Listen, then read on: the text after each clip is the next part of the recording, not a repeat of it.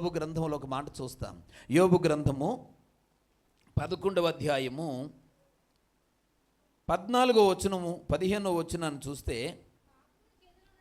పాపము నీ చేతిలో ఉండుట చూచి నీవు దానిని విడిచిన ఎడల నీ గుడారములో నుండి దుర్మార్గతను నీవు కొట్టివేసిన ఎడల నిశ్చయముగా నిర్దోషివై నీవు సంతోషించదవు, నిర్భయుడవై నీవు స్థిరపడి ఉందువు. దేవునికి స్తోత్రం. పిల్లరా, పాపము నీ చేతిలో ఉండుట చూచి నీవు దానిని విడిచిన ఎడల, దానిని వెళ్ళగొట్టిన ఎడల, దానిని నువ్వు తొలగించుకోగలిగితే నీ జీవితంలో అద్భుతమైన కార్యాలు చూస్తావు. నీకున్నటువంటి దుర్దశ, ఆ యొక్క భయంకరమైన పరిస్థితి అంతా కూడా తొలగిపోతుంది అని చెప్పి ప్రభులు వారు చెప్తారు. దేవునికి స్తోత్రం.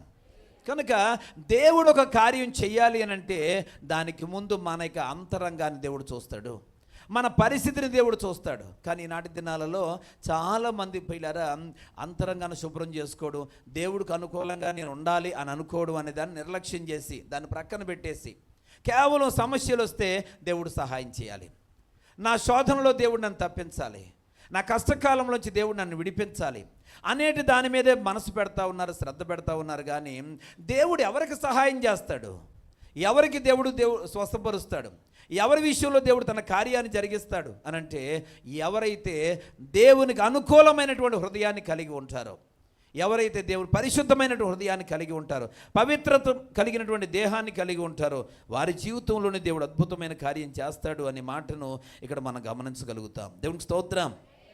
ఒకవేళ శుభ్రం చేసుకోకపోతే ఏంటి నష్టం అని అంటే అక్కడే చెప్పాడు, మీరు చచ్చిపోతారు అన్నాడు. ఏమన్నాడు? మీరు చావకుండునట్లుగా మీ కాళ్ళు చేతులు శుభ్రం చేసుకోండి. పోయినారా? ఇక్కడ చావు అనేది శరీరానికి వచ్చే మరణం, ఆత్మకు వచ్చేటువంటి మరణం. ఈరోజు మన కళ్ళ ముందు ఎంతోమంది చనిపోతూ ఉన్నారు. వాళ్ళందరూ కూడా శరీర సంబంధమైన మరణాన్ని పొందుతున్నారు.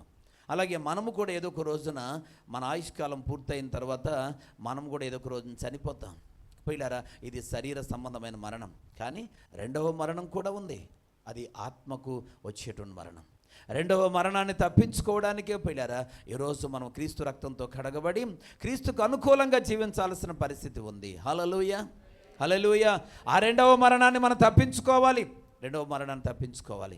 ఇక్కడ నువ్వు క్రీస్తు రక్తంతో కడగబడకపోతే, నిన్ను నువ్వు పరిశుద్ధపరచుకోకపోతే ఒకరోజు ఆ భయంకరమైన అగ్నిగుండం అనబడిన రెండవ మరణాన్ని నువ్వు తప్పించుకోలేవు.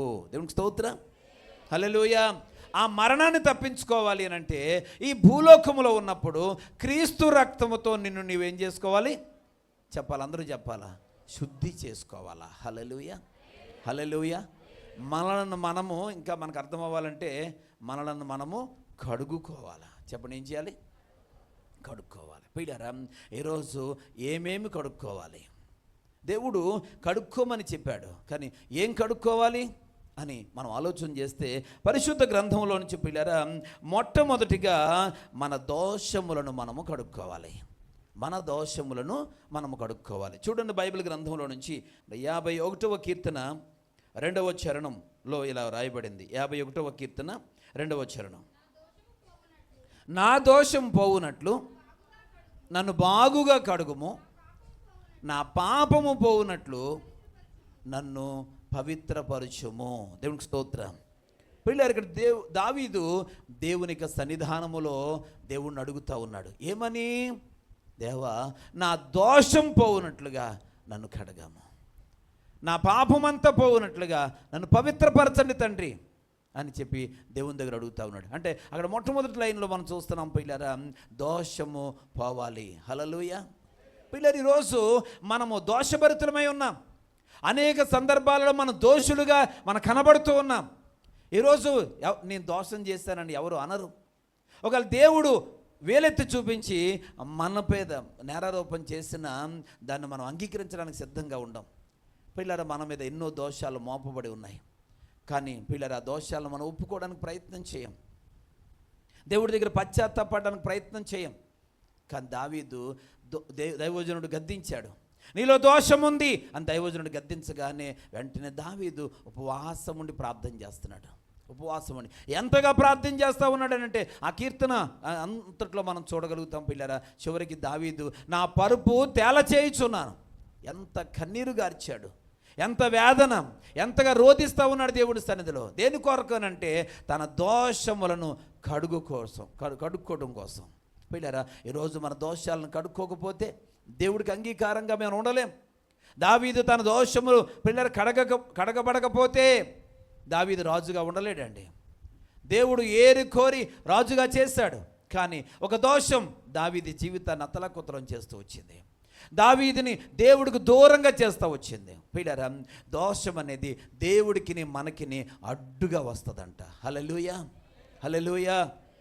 59వ అధ్యాయము యెషయా గ్రంథము 59వ అధ్యాయం మొదటి వచనంలో మనం చూస్తాం పిల్లరా. యెషయా గ్రంథం 59వ అధ్యాయం మొదటి వచనంలో చూస్తే, రక్షింప నేరకి ఉండినట్లు యెహోవా హస్తము కొరచకాలేదు, విననేరకి ఉండినట్లు ఆయన చెవులు మందము కాలేదు. మీ దోషములు మీకును మీ దేవునికిని అడ్డముగా వచ్చెను, మీ పాపములు ఆయన ముఖమును మీకు మరుగుపరిచెను గనుక ఆయన ఆలకింపకున్నాడు. ప్రియులరా, ఇక్కడ చూసినట్లయితే మన దోషాలను మనం కడుక్కోకపోతే మన దోషాలు దేవునికి మనకి మధ్య అడ్డుగా వస్తూ ఉన్నాయి. నువ్వు ఎంత కన్నీరు గార్చి ప్రార్థన చేసినా, ఎంత వేదన చెంది దేవుని దగ్గర ప్రార్థన చేసినా, నీకోసం అనేక మంది ప్రార్థనలు చేసినా, నువ్వు కటిక ఉపవాసం ఉండి దేవుడి దగ్గర కన్నీరు గార్చి ప్రార్థన చేసినా, నీ ప్రార్థన దేవుడి సన్నిధికి చేరడం లేదంట. దానికి గల కారణం ఏంటంటే నీ దోషాలు నువ్వు మూటగట్టుకుంటున్నావే కానీ వాటిని ఒప్పుకొని దేవుడి దగ్గర కడిగి వేసుకునే ప్రయత్నం చేయటం లేదు. ప్రియ సహోదరి సహోదరుడా, కష్టాల కోసం ఏకరువు పెడతా ఉన్నావు. నాకెందుకు ఈ కష్టాలండి, నాకు ఇంకెంతకాలం ఈ శ్రమలు నేను భరించాలి, ఇంకెంతకాలం ఈ అనారోగ్యాలు భరించాలా, ఒక రోగం పోతే ఒక రోగం, ఒక సమస్య పోతే ఒక సమస్య, నేను ఇంకెన్ని రోజులు ఇలా కుమిలిపోతూ ఉండాలా? నేను మొదటి నుంచి చిన్నప్పటి నుంచి కూడా ఈ శ్రమలు అనుభవిస్తూనే ఉన్నాను, ఈ వయసు దాకా ఇంకా కష్టాలు అనుభవిస్తూనే ఉన్నాను. ఇంకెన్ని రోజులు అనుభవించాలండి? ఇంకెంతకాలం సహించాలా, ఇంకెంతకాలం భరించాలా? ఇలా కొంతమంది నా దగ్గరకు వచ్చి దైవ సేవకులుగా మాతో చెప్తూ ఉంటారు. ప్రియులారా, అయితే నేనంటాను కదా, నువ్వు ఎన్ని రకాల కష్టాలను చెప్తున్నావు కానీ నీ దోషాలను కడుక్కునే ప్రయత్నం చేస్తున్నావా? నేను దోషిని అనే సంగతిని దేవుడి దగ్గర ఒప్పుకోగలుగుతున్నావా? ప్రభువా, నా దోషములను కడిగివేయండి తండ్రి, లేక నా దోషములను నేను రక్తంతో శుద్ధి చేయండి నాయన, దేవుడి దగ్గర ప్రార్థన చేయగలుగుతున్నావా? అసలు దోషిని అనే మాట నువ్వు ఒప్పుకోగలుగుతున్నావా? నేను దోషిని అని అనుకుంటేనే కదండి యేసయ్యా నేను దోషిని నువ్వు అడగలుగుతావు. నువ్వు దోషినంటే నువ్వు ఒప్పుకో. ఎందుకనంటే నీ తోటి వారిని సాటి వారిని చూస్తావు. కొంతమంది పిల్లారా ఆ ప్రక్కోలను చూసి ఈ ప్రక్కోలను చూసి ఏమంటుంటారంటే, వాళ్ళంత పాపిని కాదు నేను, వాళ్ళంత ఘోరంగా నేను ఉండట్లేదు. ఎదటి వారిని తోటి వారిని సాటి వారిని చూసి వాళ్ళు పెద్ద పాపులు, నేను చిన్న పాపిని. దేవునికి స్తోత్రం. మన సంఘాల్లో కూడా కొందరు ప్రార్థనలు చేస్తూ ఉంటారు. ఏమనంటే, ఈ చిన్న పాపి అయిన ప్రార్థన, చిన్న పాపి అయిన ప్రార్థన అంటే ఈమె దృష్టిలో పెద్ద పాపులు ఎవరో ఉన్నారన్నమాట. ఇక పెద్ద పాపి ఒప్పుకోవాలి కానీ చిన్న పాపి ఏం ఒప్పుకుంటుంది? పాపమే చిన్నది, ఇక చిన్న పాపానికి ఒప్పుకోవాలా? పిల్లరా, అది వారి యొక్క ఉద్దేశం. దేవుని వాక్యం వింటున్న వాళ్ళరా, చిన్న పాపి ఆ మాట ఆలకించినప్పుడు, నువ్వు చిన్న పాపివా? పిల్లారా, చిన్న పాపివా? అవును, ఈ సమాజంలో కొందరితో పోల్చుకుంటూ ఉంటారు. వాళ్ళలా నేను ఉండలేదు, వాళ్ళంత ఘోరంగా నేను ప్రవర్తించడం లేదు, వీళ్ళలా నేను మాట్లాడడం లేదు అనుకుంటున్నావే తప్ప యేసయ్యలా నేను ఉండటం లేదు అనుకున్నా. ఎప్పుడు అనుకున్నావా? పిల్లారా, ఈరోజు మనకి ఎవ్వరూ పోలిక కాదు, మనకు పోలిక ఆయనే. దేవునికి స్తోత్రం. ఆయనను పోల్చుకొని అలా నేను ఉండాలనే తాపత్రయం మనలో ఉంటే ఏనాటికైనా ఆయనలా మనం మారడానికి అవకాశం ఉంటుంది. దేవునికి స్తోత్రం. అంతేగాని నీ తోటి వారిని సాటి వారిని చూసుకొని వాళ్ళకంటే నేను బెటర్, వాళ్ళకంటే నేను బెటర్, వీళ్ళకంటే నేను బెటర్ అనుకున్నంత కాలం నువ్వు దేవుడికి దూరంగానే ఉంటావు. నీకును నీ దేవుడికి మధ్య నీ దోషాలు అడ్డుగా వస్తూ ఉన్నాయి. దేవునికి స్తోత్రం. నీ దోషాలను ఏం చేయాలి? ఒప్పుకోవాలి, దేవుడి దగ్గర కడుగుకోవాలి. చెప్పండి, దేవుడి దగ్గర ఒప్పుకోవాలి, తర్వాత కడుక్కోవాలి. ప్రతి ఒక్కరూ కూడా నేను పాపిని అని ఒప్పుకోవాలి, నేను దోషిని అని ఒప్పుకోవాలి. మన దృష్టిలో తోటివారు దోషులు, దైవజనుడు ఎప్పుడైనా దేవుని వాక్య సందేశం అందించినప్పుడు వెంటనే ఆ సంఘంలో ఉన్న కొందరు ఆ ప్రక్కవారిని చూసి అనుకుంటారు కదా, ఈరోజు వాక్యంతో బాగా మా వాళ్ళకి ఎడాపెడా తగిలేసిందండి, మా ఆయనకే ఈరోజు వాక్యం అంతా, మా భార్యకే వాక్యం అంతా కూడా దేవుడు ఈరోజు బాగా మాట్లాడారని కొందరు అంటారు. ఇవాళ పాస్టర్ గారు మా ఆవిడికి బాగా గడ్డెట్టారని కొంత మోటిగా కూడా అంటారు. పిల్లరా, ఇక్కడ గడ్డి దేవుడు అందరికీ పెడతాడు. దేవునికి స్తోత్రం, హల్లెలూయా. బుద్ధి దేవుడు అందరికీ చెప్తాడు. వాక్యం ఎప్పుడు నాకు అని అనుకోవాలి, కానీ వాక్యం ఎప్పుడు నా ప్రక్కవారికి అని ఎప్పుడూ అనుకోకూడదు. పిల్లరా, అలాగూ అనుకునేవారు దేవుడు వాక్యములో ఉన్న ఆశీర్వాదాలన్నీ కోల్పోతారండి. ఏమీ పట్టుకెళ్ళలేరు, ఏమీ పొందుకోలేరు. కనుక వాక్యం మన ఒక్కరికే కాదు, వాక్యము అందరిది. ప్రాముఖ్యంగా పిల్లలు, వాక్యం ఈరోజు నాతో దేవుడు మాట్లాడాడు అని మనలను మనము సరి చేసుకోవాలి. దేవునికి స్తోత్రం. పక్క వారిని సరిచేసే పని మనది కాదు, అది కాపరి చూసుకుంటాడు, లేక దేవుడు చూసుకుంటాడు. హల్లెలూయా, హల్లెలూయా. కొన్నిసార్లు పిల్లారా, మన ఉక్రోసం, మన యొక్క వ్యక్తిగతమైనటువంటి అభిప్రాయాలు మనల్ని రకరకాలుగా ప్రేరేపిస్తాయి. కానీ వాక్యం చదివి వాక్యాన్ని ధ్యానించేవారు ఆ యొక్క వ్యక్తిగత ప్రేరేపణను ఆపివేసుకొని దేవుని వాక్యానికి ప్రాధాన్యతనిస్తారు. దేవుని పిల్లలమైన మనందరం కూడా, ప్రతి ఒక్కరు కూడా దేవుని వాక్యానికి మనం నచ్చేవారిగా, అనుకూలమైన వారిగా ఉండాల్సినటువంటి అవసరం ఉందని ప్రభువు పేరట సేవకునిగా తెలియచేస్తూ ఉన్నాను. దేవునికి స్తోత్రం, హల్లెలూయా. పిల్లలు, మన దోషాలు మనం పోగొట్టుకోవాల్సిన అవసరం ఉంది, మన పాపములను మనం ఒప్పుకోవాల్సిన అవసరం ఉంది. యేసుక్రీస్తు ప్రభుల వారు పిల్లరా, మత్తయి సువార్త 15వ అధ్యాయము 21వ వచనం నుంచి కిందకు చూస్తే అక్కడ ఒక స్త్రీని మనం చూడగలుగుతాం. ఆమె కానాను స్త్రీ అని మాట రాయబడింది. పిల్లరా, మత్తయి సువార్త 15వ అధ్యాయము 21వ వచనంలో కానాను స్త్రీ ఒకతే వచ్చి అక్కడికి వచ్చింది. పిల్లరా, ఏమంటుందంటే, వాక్యం చదవాల్సిన అవసరం లేదు కానీ అక్కడ నేను చెప్తా ఉన్నాను, వినన్ను పిల్లరా. అయితే ఆ కానాను స్త్రీ వచ్చి తన కుమార్తె దయ్యం పట్టి బహుబాధపడుతుందని కేకలు వేసి చెప్తా ఉందంట. అయ్యా దావీదు కుమారుడా, నా కుమార్తె దయ్యం పట్టి బహుబాధపడతా ఉంది అని కేకలేస్తూ ఉంటే ఆయన ఆమెతో ఒక్క మాట అయినను చెప్పకుండా వెళ్ళిపోతూ ఉన్నాడు. పోయినారా, ఆయన మరలా వెంటబడి చెప్తా ఉంది, అయ్యా దావీదు కుమారుడా, నా కుమార్తె దయ్యం పట్టి బహుబాధపడతా ఉంది అని చెప్పి మరలా కేకలేస్తూ ఉంటే ఆయన అంటాడు కదా, నడుస్తూనే అంటున్నాడు, ఇశ్రాయేలు ఇంటి వారే ఉండి నశించిన గొర్రెల యొద్దకే కానీ మరి ఎవరి యొద్దకు నేను పంపబడలేదు అంటూ వెళ్ళిపోతూ ఉన్నాడు. పోయినారా, మూడవసారి ఆమె మరలా కేకలేసుకుంటూ వెనక్కి వెళతా ఉంది. అయ్యా దావీదు కుమారుడా, నా కుమార్తె దయ్యం పట్టి బహుబాధపడతా ఉంది, కేకలేస్తూ ఉంది అని చెప్పగానే మూడవసారి పిల్లరా ఆయన అంటూ ఉన్నాడు కదా, పిల్లల కోసం తీసుకొచ్చిన రొట్టె కుక్క పిల్లలకు వేయటం యుక్తము కాదని చెప్పాను. వెంటనే ఆమె అంటది కదా, అయ్యా కుక్క పిల్లలు కూడా తన యజమానుని బల్ల మీద పడే ముక్కలు తిని ఆకలి తీర్చుకుంటాయి కదా అని ఉంది. వెంటనే యేసుప్రభువు అంటాడు, ఎలా తిరిగి అంటాడు, అమ్మ నీ విశ్వాసము గొప్పది. దేవునికి స్తోత్రం, హల్లెలూయా.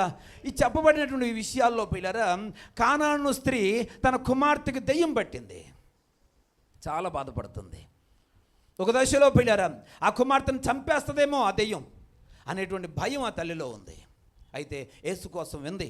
యేసుక్రీస్తు ప్రభువారు దెయ్యాలు మొదలుకొడతారని, అనేక అద్భుత కార్యాలు చేస్తున్నారని విని ఆయన ద్వారా ఆయన దగ్గరికి వెళితే తన కుమార్తె బాగుపడుతుంది అనేటువంటి నమ్మకంతో ఆమె వెనక వస్తూ ఉంది. కానీ పిల్లరా, ఆమె యొక్క తత్వాన్ని చూశాడో దేవుడు, లేక ఆమె వంశాన్ని చూశాడో దేవుడు.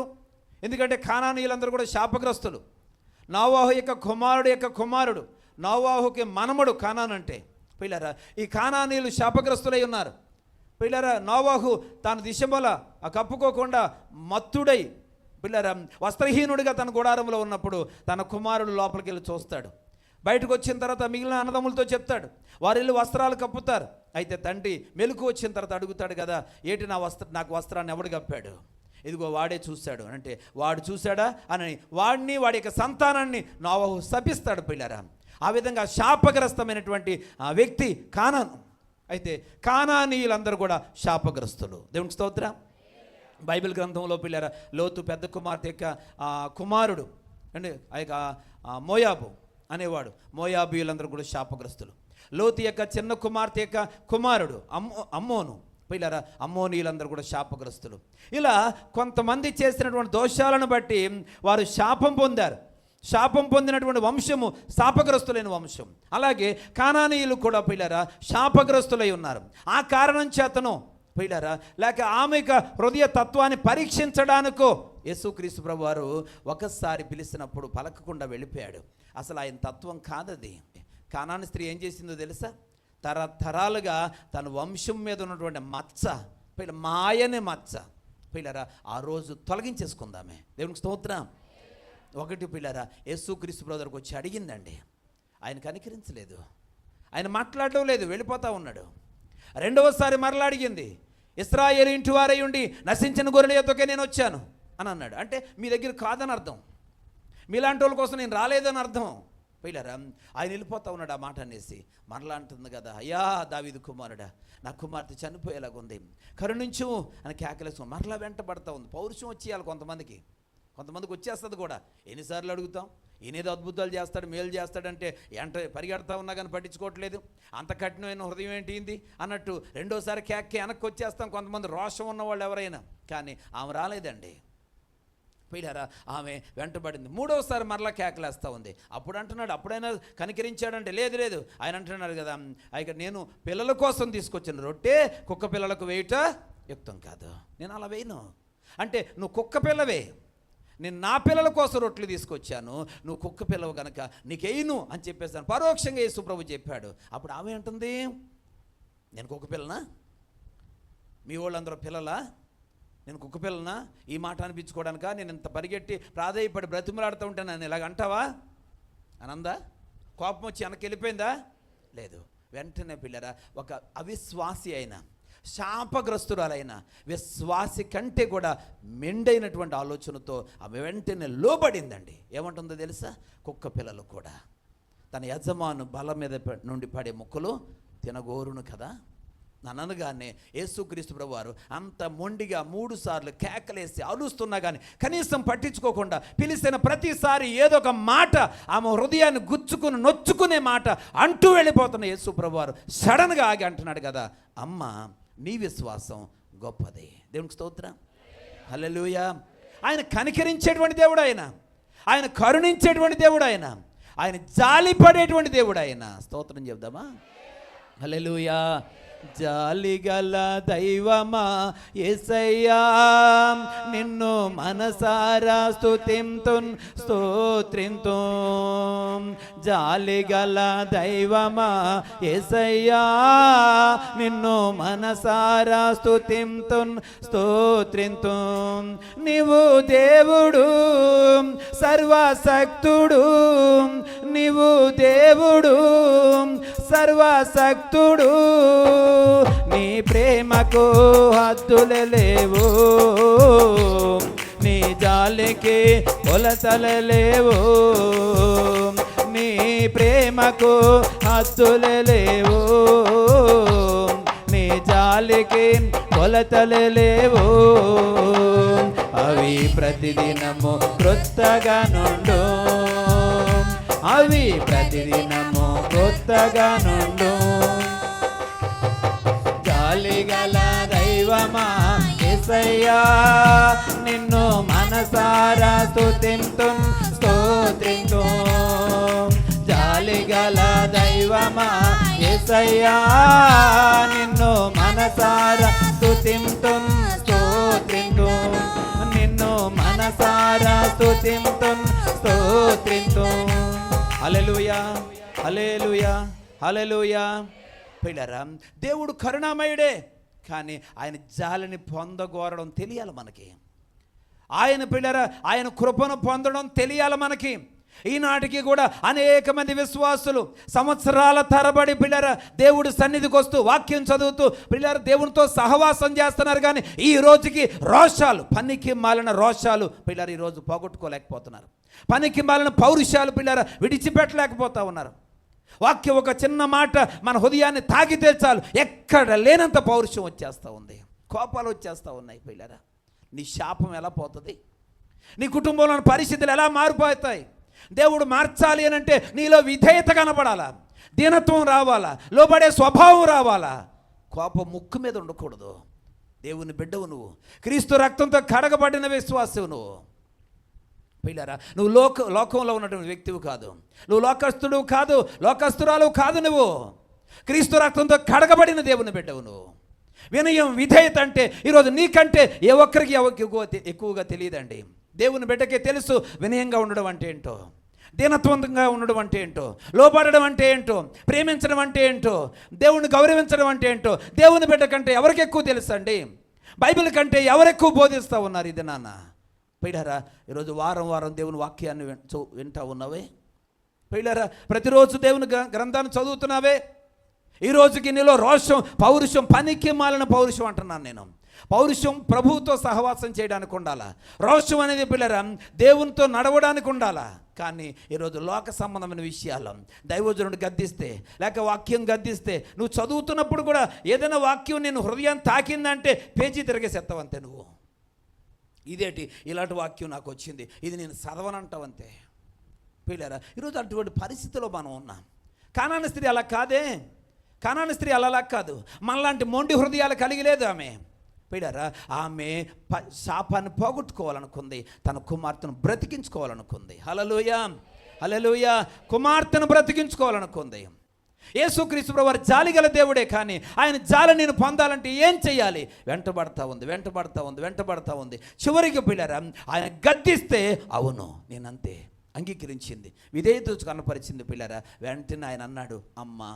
దేవునికి స్తోత్రం. అమ్మా, నీ విశ్వాసం మామూలు విశ్వాసం కాదు, నీ విశ్వాసం గొప్పదే.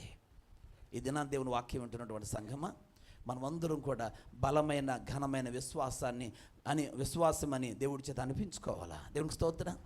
హల్లెలూయా. అయ్య బాబోయ్, ఆయన మామూలుడు కాదండి. ఆయన తుమ్మితే ఊడే, దగ్గితే ఊగే ముక్కండి. ఆమె మామూలుది కాదండి. ఆమె దగ్గితే ఊగే ముక్కండి. దగ్గితే ఊగే ముక్కంట, తుమ్మితే ఉంటుందా అన్నాడు ఒక ఆయన. ఏంటి? దగ్గితే ఊగే ముక్కు, తుమ్మితే ఉంటుందా? చెప్పండి.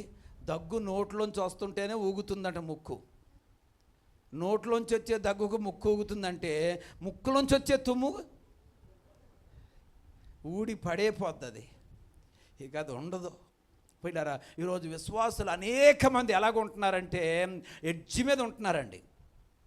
ఎడ్జి మీద ఉంటున్నారు అంటే అడు దూకేద్దామా? పిల్లరా, పార్టీలు ఎడ్జిలో ఉంటే వేరే విషయం, అది లోకం అది. కానీ దైవ సన్నిధిలో కూడా ఎడ్జి మీద ఉంటున్నారు. దైవజనుడు ఏమన్నా దూకేద్దాం, అవతలకి వెళ్ళిపోదాం. ఎవరన్నా నన్ను ఏమన్నా అంటారా, వెళ్ళిపోతాను. ఎంత మాట్లాడితే బెదిరింపులే, జీవితకాలం అంతా కూడా బెదిరించడమే. పిల్లరా, ఎవరిని బెదిరిస్తావు? ఎంతకాలం బెదిరిస్తావు? బెదిరించి నువ్వేం బాగుపడతావు? దేవునికి స్తోత్రం. హల్లెలూయా. అది వదిలిపెట్టు. ఆ మూర్ఖత్వపు ఆ సాతానిక ప్రేరణ విడిచిపెట్టు. దేవుని వాక్యానికి వినయం కలిగి విధేయత కలిగి యేసయ్యా నీ పాదాల దగ్గర పడి నిన్ను ప్రార్థిస్తానయ్యా, నేను ఘనపరుస్తాను తండ్రి, నా స్థితిని మార్చయ్యా, నా బ్రతుకును మార్చు తండ్రి. ఈ 4 రోజుల్లో కలుగుతున్నటువంటి ఈ రాబడో, లేక ఈ సమృద్ధో, ఈ సంతోషమో, ఈ ఆరోగ్యమో, ఈ క్షేమమో ఈ ప్రక్కన పెట్టండి. ఇవేమి పర్మనెంట్ కాదు. దేవునికి స్తోత్రం. హల్లెలూయా. ఎలీషా అనే గొప్ప దైవజనుడు కూడా మరణకరమైన రోగంతో బాధపడ్డాడట. దేవునికి స్తోత్రం. ఏటట మరణకరమైన రోగంతో. ఎవరెవరు? ఎలీషా అనే అద్భుతమైన దైవజనుడు. ఆయన ఎంతోమంది చచ్చిపోయిన వారిని లేపేశాడు. పిల్లరా, చివరికి ఆయన చచ్చిపోయిన తర్వాత కూడా కొంతకాలం గడిచిన తర్వాత ఎవడో చచ్చిపోయిన శవాన్ని ఈయన ఉన్న ఎముకల్లో పడేస్తే ఆ ఎముకలు తగలగానే ఆయన కూడా చచ్చిపోయినోడు కూడా వేసి కూర్చున్నాడట. అంటే ఎలీషా గారు చనిపోయిన తర్వాత కూడా ఆయన ఎముకల్లో ఆ ప్రభావం ఉంది. ఎలీషా గారు చచ్చిపోయిన ఎముకలు తగలగానే ఆ తర్వాత చచ్చిపోయిన లేచి కూర్చున్నాడట. అంటే ఆయనలోని ఎంత శక్తి ఉంది. కానీ ఎలీషా గారు దేంతో చచ్చిపోయాడట? మరణకరమైన రోగం వచ్చి చచ్చిపోయాడంట. మరణకరమైన రోగం అంటే మందులు లేని రోగం అని. దేవునికి స్తోత్రం. పిల్లరా, కనుక వచ్చి చచ్చిపోయాడంట. మరణం అనేది ఎలాగన్నా వస్తుంది, ఏదో ఒక రకంగా ప్రతి మనిషి చనిపోతాడు. దేవునికి స్తోత్రం కలుగును కాదు. ఇంకా అలాంటప్పుడు మనం ఎవరో అతీతులని చెప్పండి. ప్రస్తుతానికి ఏదో మనం కొంచెం ఆరోగ్యంగా ఉన్నామని, కొంచెం మన పరిస్థితులన్నీ చక్కబడ్డాయని, ప్రశాంతంగా మనం ఉన్నామని, దేవుడు అంటే నాకు లెక్కలేదు, సంఘం అంటే నాకు లెక్కలేదు, దైవజనుడు అంటే నాకు లెక్కలేదు అని తిరిగితే పిల్లరా ఏమండి, మొట్టుకాయలు 4 తగిలిన తర్వాత మళ్ళీ మొదలుకు వచ్చేది పరిస్థితి. దేవునికి స్తోత్రం కలుగును గాక. హల్లెలూయా, హల్లెలూయా. మనకి ఏం అక్కర్లేదండి. చిన్న తేడా వచ్చి ఒక వాంతు ఒక విరసనం అయితే చాలండి, మనల్ని పక్కోడు పట్టుకోవాలంతే. అండి ఇంకేం అక్కర్లేదండి. వెళ్ళారా చిన్న బలహీనత ఏదైనా వస్తే చాలండి, ఖచ్చితంగా మన సహకారం కావాలా. ఏమండి ఎంత అండి, ఎందుకండి ఈ లోకంలో అది ఉంది ఇది ఉంది వాళ్ళు ఉన్నారు వీళ్ళు ఉన్నారనే అతిశయం మనకెందుకు? దేవుని వాక్యానికి లోబడి దేవుని గౌరవిద్దాం. కానాను స్త్రీ చూడండి ఎంత మోడలో మనకి. ఆమె వెంటనే పశ్చాత్తాపడితే యేసయ్య దగ్గర అమ్మ అనిపించుకోవడమే కాకుండా విశ్వాసం గొప్పది, వెళ్ళు అయిపోయింది నీ కార్యం అన్నాడు అంతే దేవుడు. దేవునికి స్తోత్రం. ఎంత అద్భుతమైన కార్యం పొందిందండి ఆవిడ. పౌరుషం పడితే ఓ కార్యం జరుగునా? కుమార్తె బ్రతుకునా? చెప్పాలా? కుమార్తె బ్రతుకునా? కొంతమంది బతకదు అన్నట్టు, నోటుతో కాదండి, నేనన్నా నోటుతో అనేసాను కానీ వాళ్ళు నోటు మెదపకుండా ఇంకా నేను అర్థం చేసుకోవాలంతే. దేవునికి స్తోత్రం, హల్లెలూయా. కాబట్టి ఈరోజు మనలో విధేయత ఉండాలా. దేవుడు గద్దించినప్పుడు లోబడే స్వభావం ఉండాలి. పిల్లరా అలాంటి విధేయత కనపరిచి యేసయ్య పాదాల దగ్గరికి వచ్చి, ప్రభువా నేను పాపిని, నన్ను కడుగుము తండ్రి, నన్ను శుద్ధి చేయండి నాయన అని చెప్పి దేవుని దగ్గర మనం ప్రార్థన చేయాల్సిన అవసరం ఉంది.